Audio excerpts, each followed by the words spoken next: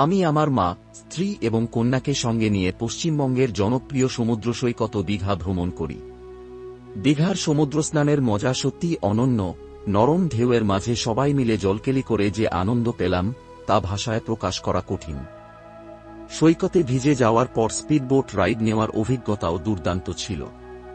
সমুদ্রের বুকে বজ্রগতিতে ছুটে চলা বোটে বসে যেন অন্য এক রোমাঞ্চ অনুভব করলাম। দীঘায় সমুদ্রস্নানের পাশাপাশি নানা রকমের সমুদ্র ক্রীড়ারও দারুণ সুযোগ রয়েছে।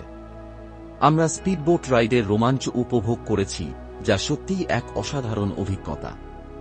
সমুদ্রের নীল জলের ওপর দিয়ে বজ্রগতিতে ছুটে চলা বোটের সেই শিহরণ এখনও অনুভব করতে পারছি। যারা একটু বেশি অ্যাডভেঞ্চার ভালোবাসেন তারা অবশ্যই জেট স্কি, বানানা বোট রাইড, প্যারাসেইলিংয়ের মতো সমুদ্র ক্রীড়াগুলি উপভোগ করতে পারেন।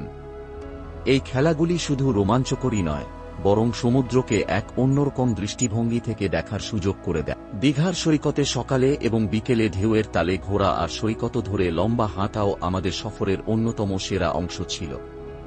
যদিও প্রচুর পর্যটকের ভিড় ছিল, তবুও সমুদ্রের মুক্ত বাতাস আর অ্যাডভেঞ্চারের মজা আমাদের ক্লান্ত হতে দেয়নি। আপনারাও যদি প্রকৃতি আর অ্যাডভেঞ্চারকে একসঙ্গে উপভোগ করতে চান, তাহলে দীঘার এই সমুদ্র ক্রীড়াগুলি একবার চেষ্টা করতেই হবে। আর আমাদের অভিজ্ঞতা কেমন লাগলো তা জানাতে ভুলবেন না। লাইক, শেয়ার আর সাবস্ক্রাইব করতে ভুলবেন না।